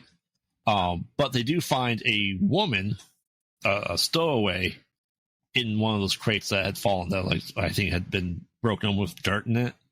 And there was like, that the old lore of a woman can't be on a ship, it's bad luck. And Clem's like, oh, she's dying. I'm gonna give her blood transfusions. Well, yeah, I think that trope is a little late. That was like back in the pirate days. That was like the 1600s. This is supposed to be like 1897. this is like 200 and something years later. Yes. Whatever. I mean, it doesn't matter. I'm sure there's some old timey dudes that still think it's bad luck, and it was really only the one guy that was saying it. And that guy was like the racist guy, and like he was the guy that did all the bad stuff anyway. So I'm not really right. Nobody else really seemed to care. No, but they're like, the captain's like, all right, well, if you keep her alive, she gets a portion of your food. He's like, fine. He's a doctor. He has to do he talks about the oath, doesn't he? Talks about what? The Hippocratic Oath. Yeah, a little bit. Yeah. So it's like, it's my job. This is what I got to do. And she just has an infection, and I'll just give her blood. Any blood will do. And those days they thought that any blood would do. Yeah, and that's why some people died and some people didn't. They didn't quite grasp that concept yet. Right. Anyway, there's a whole bunch of stuff going on with the crew. She is kind of an outlier. She's being slowly nursed back to health. Sir Davos is talking about to the first mate, Wojciech, hey, this is my last voyage. I'm going to retire. The boat is yours after this. Okay. He's just one delivery left before retirement. Yep. Anyway, the following night they hear a whole bunch of noise from downstairs, and all the animals are killed. The pigs, couple goats, chickens, I believe. And they don't know what's going on there, so they're just like, okay, these are diseased, even though that they clearly can tell there's bite marks all over them. And they throw them all overboard.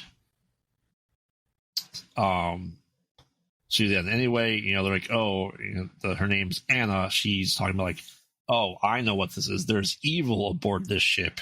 It's Dracula.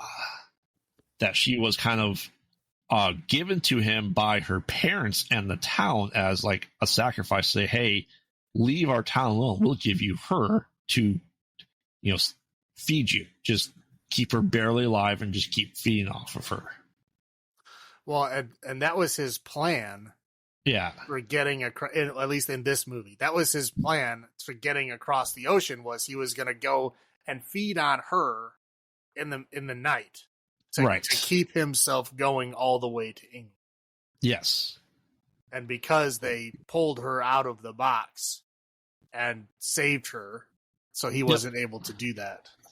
Yeah, his snack pack that he brought along with him for the voyage was gone. Right. So he is severely weakened, and I believe the next night, he definitely kills one of the guys, and somehow the blood is pretty much cleaned up. And they're like, "Oh, yeah, where is he? Weird." Well, no, they found blood, but his body is gone because the body got thrown overboard. So they're like, he got drunk. Yeah, it looks like he got drunk, hit his head, and bled everywhere, and then fell into the ocean. And there's again, most of the people don't believe that. Because the guy was an asshole, but he's been a sailor for a long time. Well, they even said there's not enough alcohol for him to do that on his ship. Right. Yeah. So kind of continues on. They're like, okay, something's really weird, and just kind of goes over the next couple of nights. So like one person a night is being killed, essentially. There's a whole bunch of stuff, people tying up the ship. This is like a big ass ship where they have like two wheels that are tied together that they can tie it off to have it, kind of stay the course, right? And she's talking about there's just more stuff. Like I said, we see like, it's very dark and rainy in this stuff. We see him like, kind of like, almost like a zombie kind of a corner in the dark one time for one of the guys. And is able to kill him and drag him, but he's clearly weakened, but growing a little bit stronger with each kill. So he wasn't planning on staying like full strength, obviously, the entire time, but a crewman a night is excessive, I would say. Well, yeah, especially if he was going to feed off of one person the entire ride there. Why would he need to eat a person every night if one person was going to last them the whole time? You think he would be like, at this point, knowing that you have a month at sea, or at least another several weeks at sea, you would like, keep it on the down low, right? Right. But no. Yeah. One guy does happen to survive. Olgarian, I think his name was. Eldori.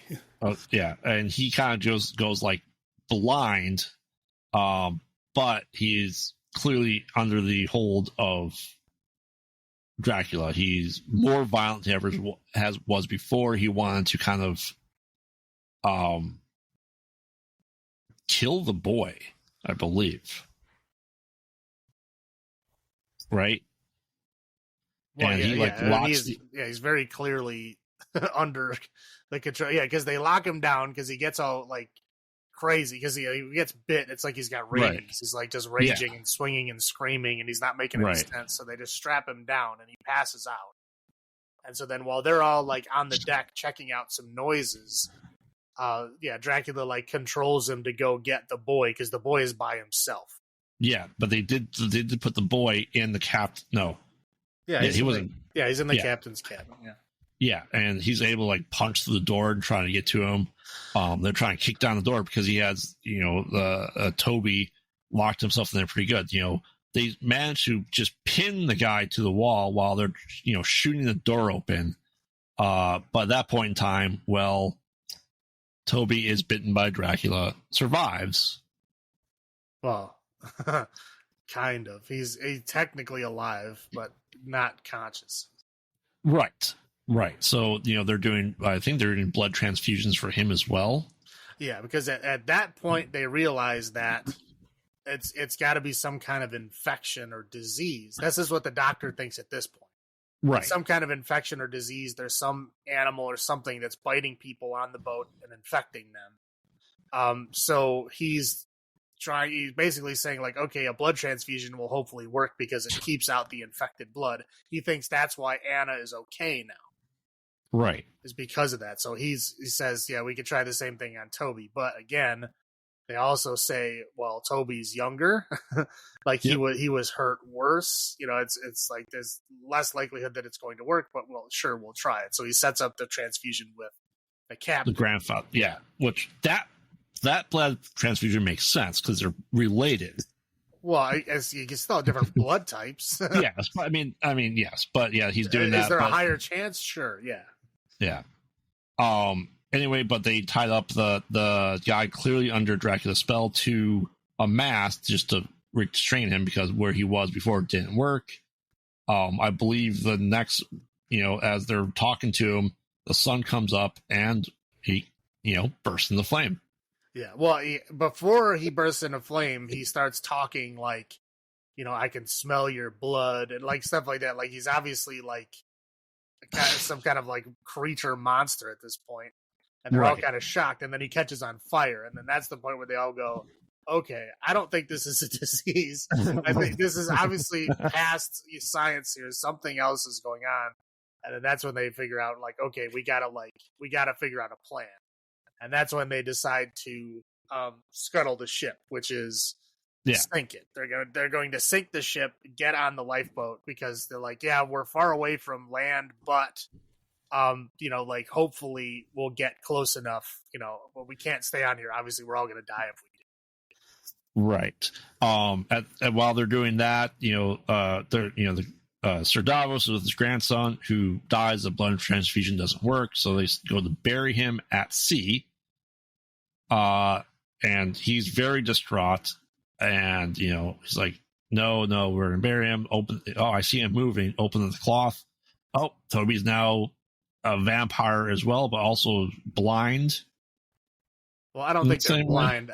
They're not blind. It's just that's their indication that they're vampires. Just like that's how that they do in like The Walking Dead. Like once you become a zombie, you instantly get like glass cataracts. Yeah, yes, it's like instantly happens.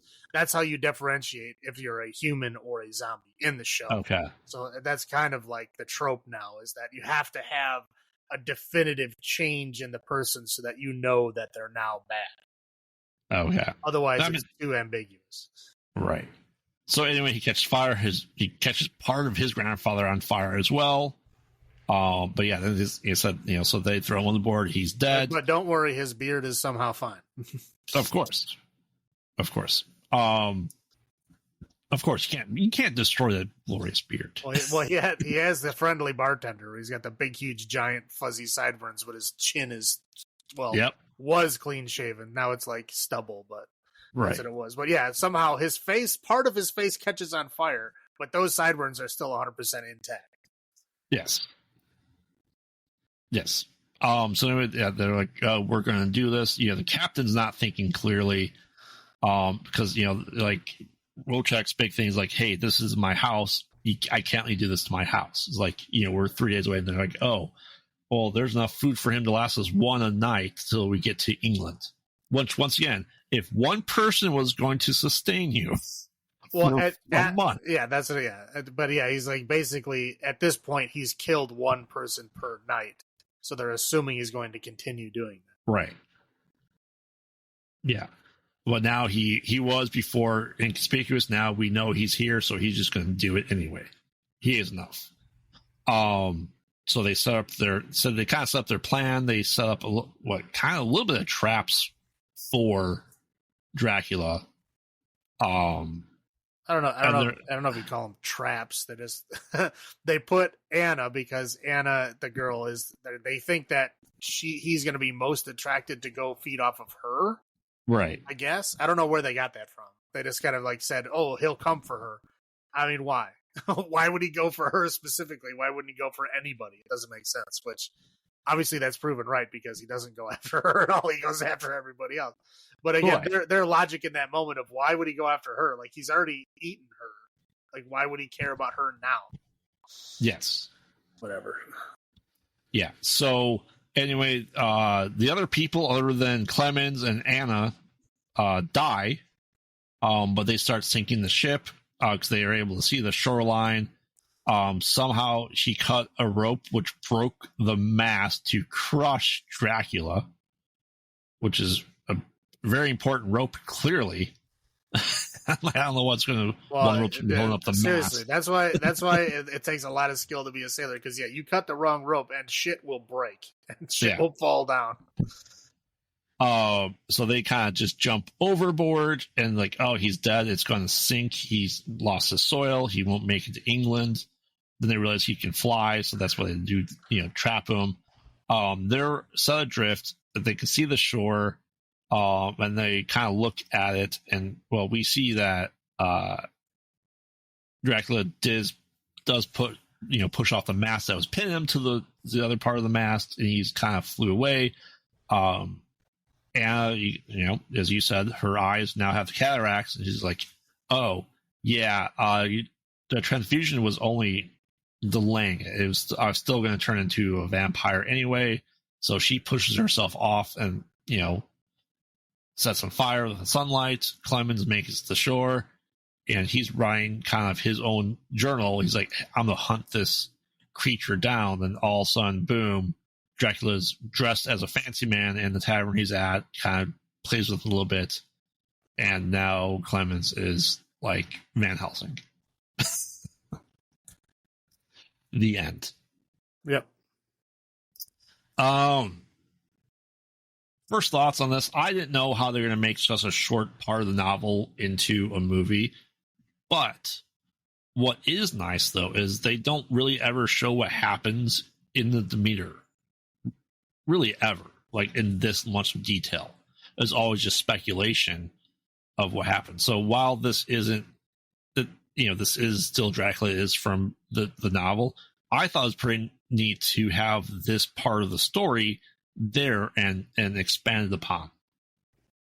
You don't really usually it's no one survives, or if it's someone survived, it's and depending on the movie, it is Renfield, right?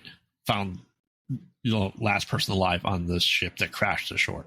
So it's interesting to see them tell that story of the mirror. I think it did pretty well for that. What were your first thoughts?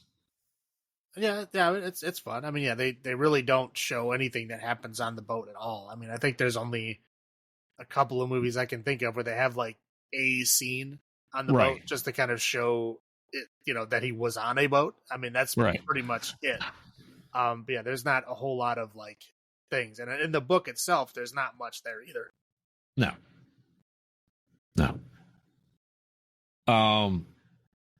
Highlights for me, I mean, I think everyone did an exceptional job of acting in this movie. I think, Sir Davos, Liam Cunningham has always done great stuff as an actor. Clemens was great. I think everyone, did great in this movie as an actor. I said, and another highlight is just the fact that this isn't a retelling. It's not a remake. It is a new story that really hasn't been brought to light. What about highlights for you? I'd say I like the characters. They had a lot of interesting, characters. Like everybody had their own kind of, arc or background. Or I thought they did a good job, kind of differentiating everybody, giving them their own identity. I thought that was pretty cool. I like the kind of like the gothic feel of like the whole boat and story and all that kind of stuff. I thought the period timepiece, yeah, right, yeah. It was very dark. It was very, I don't know. The ship itself was kind of a character. I thought the ship was pretty cool, and they even talk about it like in 1897, like an old school sail ship is kind of on the on the decline. Like big metal steamships are like the big thing now, right? Like even sailing a old wooden ship is kind of an oddity at that time period. So it's just interesting to see. And I also liked how they had how vampirism wasn't just easily cured by a blood transfusion. Like there was no cure. Right. It just it's going to happen no matter what. Like you can give them transfusions and it'll make them better for a little while, but it's never going to totally fix it. Right. Yeah. I'll go into my low points first and foremost, and finally, Dracula.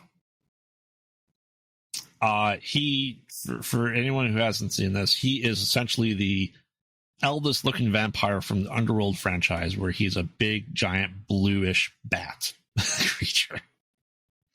I did not care for him being able to just dress in upper class wear and no one bat an eye at it when he's in England. To me, the whole idea of Dracula is with the lure of him is he looks very human, not this creature. Well, I mean, that's okay. I mean, again, the stuff on the boat can be explained where he was weak. Right. I was expecting him to be human looking when he's in England. Well, again, and again, maybe that's the whole thing. In this world, he wasn't. He never was. Right. Yeah. Like that's he was always a monster. I mean, yeah, I don't know how you'd get a coat on over bat wings, but I mean that would be a challenge. But I mean, maybe this is just because he was in a weakened state. We don't know how long he was traveling by fucking wagon in that box before he got to the boat. I mean, it might have been a month. I mean, who knows how long that shit takes? Because they weren't even because he's from Romania, and they got on board in a port in Bulgaria. Right. So who knows how far they've been traveling or how long it took him. So, I mean, who knows how weak he was when he got on that boat. So, yeah, I mean, it might just be that by the time he got strong enough to be able to change form and do other things, it was already too late. And he was in a war on the boat anyway, and it didn't matter. He might as well just stick with the creature because that's going to help him in the longer run. If he turns into a guy with a top hat like, hello, I mean, they're not going to be like, oh, who's this strange character? Where'd you come from? No, they're going to try to kill him because they know it's him. There's no, he doesn't need to do that. But I think that when you get to his full strength, which is what he is, obviously, at the end of this, maybe he can change into a human and he just changes back into that face that Clemens knows to fuck with him and then walks away because he walks away like a normal person. Yeah. So he said he clamored essentially everyone else. Yeah. So I'm saying, he could look like a monster and then just, or maybe he can change into a human because the original Dracula could change into a bat too. Yes. And a wolf. Yeah. And gas. Yeah. And then also, it felt to me Clemens was a combination of maybe not Renfield, but is essentially Renfield in a way as a crewmate and then eventually becoming Van Helsing. I don't think this movie needed to try to set up a franchise from this, because it sure felt like that was implied at the end. Okay. You know what? This movie is better than most of the other Dracula movies that have come out in the recent years. Yes. So I would be more okay with this one continuing than I would be for like Renfield, for instance. Well, or Dracula Untold. Yeah. Again, these are movies that I don't want to see continue. Like this one was actually pretty interesting and pretty good. I would be okay with this one continuing. Yeah. So I don't mind that they set up the next one. Horror movies always do that. Yeah. No matter how bad they are, you watch the end of it, they still have a setup to a sequel. Yeah. Yeah. I mean, don't get me wrong, it is a good movie. The ending that just rubbed me a little bit the wrong way. But what are your low points? Obviously Huckleberry. Well, it'll be Huckleberry, of course. But no, I'll agree with you. I mean, the whole Dracula thing, I think they took a little bit of his pizzazz away by only having him be like a creature and not like anything else or any of that. But again, you can kind of explain that away with, him being in a weakened state. And then by the time he was strong enough, he's like, whatever, I'm just going to go all out anyway. It doesn't matter. Right. That one racist and sexist sailor, like that guy, was his name like Petrovsky or something? That guy, I was like, yes. I know he's going to die first. I know he is, because he was such an asshole. I'm like, yeah, he's going to die first. And of course, he died first. Yes. It was not surprising at all. Ginger's crewmate number 2, but yes. Right. Yeah. And the only thing I got is like, they could have had a better plan. Okay. You could have had a better plan to how to get rid of that stuff. You have like, how many hours of daylight is there? Oh, you know what I mean? Like when you, 12? when that guy caught on fire, that was dawn. Okay. You know things are going wrong. You know stuff is going down. You know that he's in one of those fucking boxes. You have, 16 hours of daylight to do something? All the boxes. Right. Smash all the boxes. You got a crane on the boat. Drop all the boxes in the water. Light them all on fire. You got plenty of time to sink the ship, set the whole fucking thing on fire, get in a lifeboat, get the hell out of there. In 16 hours... You know which ones are there because they're all marked. You know, right, which ones are ridiculous. Right. Like, I wonder if the one with metal clasp and a big metal Dracula stamp is the one that we need. Like, dude, like you have the crane. They already showed the crane. These guys know how to use it. Get this shit out of there. You know what I mean? It's not like a trucker that can't access the back of his truck because it's sealed. No, like they can get this shit out of there. They had 16 hours to do something and they did nothing. Yeah. I mean, I know they're just moving the story ahead. So they like skip to night, but like that day is a pretty significant day where you could have done a lot of stuff and they did nothing. Yeah, that's pretty fair. Yeah, again, before that point, it's some kind of weird disease. Something's happening, like we don't know what's going on. Again, to that point, to a educated scientific doctor, yes, makes complete sense to me that he would think it's a disease. When the guy is talking about how he wants to drink your blood and can hear your heart pumping your blood through your body, and then he catches on fire.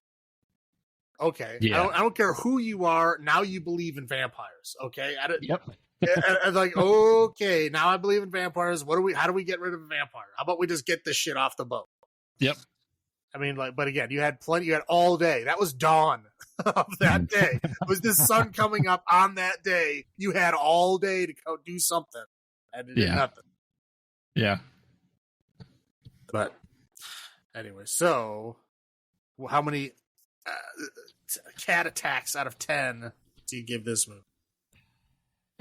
To your point, and I think we're both in agreement that as vampires have become such tropes, they become so jokey and not scary anymore for the most part, because we've had 100 years of vampires in media, visual media. But I mean, this is a pretty good Dracula movie. It wasn't actiony, it wasn't comedic, it wasn't any of that stuff. Like this played out as a slasher film, which is what Dracula needs to be, right? And in my head, even though box office. Critics are apparently going to disagree with me on this. I think it was a good enough movie, so I'm going to give it 8 cat attacks out of 10.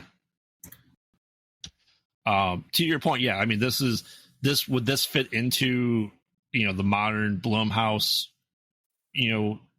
monsters? Maybe he could still be alive 100 plus years later and be part of this.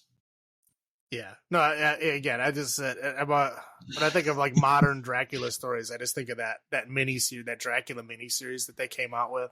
Yes. And yeah, like the first episode is really good. I was the like, third one was awful. I was like, oh man, this is gonna be good. And the second one was, it was okay. I'm like, all right, we'll see how it is. I'm interested to see how it'll be when it gets to the modern day. And the third one was just took a shit all over the screen. I mean, it was so bad. I'm like, what happened? Like, it was literally like I was falling asleep watching it. I was like, this is so friggin' boring. So, yeah again, modern interpretations of Dracula have left me, less than satisfied. But I did like this. I liked this one a lot. I liked a lot of parts of it. I mean, most of the stuff that I, would consider low points is nitpick stuff. It's not nothing major. But would I want to watch this movie again? Yeah. I actually would. So I give this movie a 7.5 cat attacks out of 10. Okay. Yeah, I mean, I think when we get Blumhouse, when they eventually get to Dracula, I think it is going to go back, if they're going to stick what I think they should stick with the science route for this, it will be disease, a blood transferable disease at some point. Will I want to see this continue? Will I want to see this lead into the second half of the Dracula novel? Sure, I'll do that easily, but we'll see. Hopefully, apparently this movie was in development hell for at least 20 years because the guy who made this had the idea while working on Bram Stoker's Dracula in the early 90s. So, and because this is apparently bombing to the point where it's already in homes. Really? Yeah. That's sad. I hate when good movies get lost like that. But Renfield's probably going to get a sequel. I know, and that sucks. Renfield was not good. I mean, It's got some stupid fun parts in it, but like overall, not a good movie. No. And like this one overall is a good movie. It's just sad. And it's original. Right. It's never been seen. Well, never been seen to this degree, correct. Yeah. So, and that's a shame. But anyway, you ready to wrap up this episode? Yeah. All right. So, look out for that creepy doll.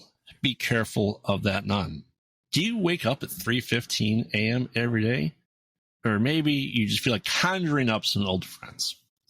Join us to prepare for The Nun 2 by diving into the Conjuring universe, which is going to be a multi-part episodic podcast because, well, right now I believe there's 3 Conjuring movies, at least 2 Annabelle movies, and there'll be 2 Nun movies in a couple of weeks. So remember, we watch bad movies, so you don't have to. And this is Graveyard saying, have you checked on the children? This is Salem saying, long live the new flesh. Good night. Good night.